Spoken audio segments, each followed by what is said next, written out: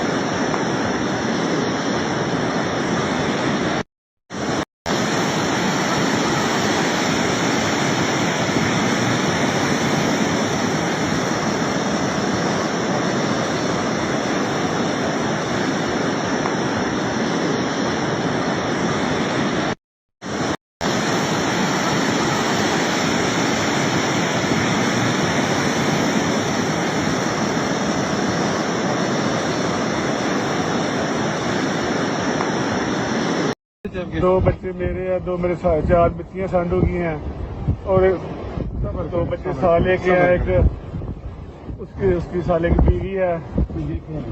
सब दुनिया उजड़ गई है।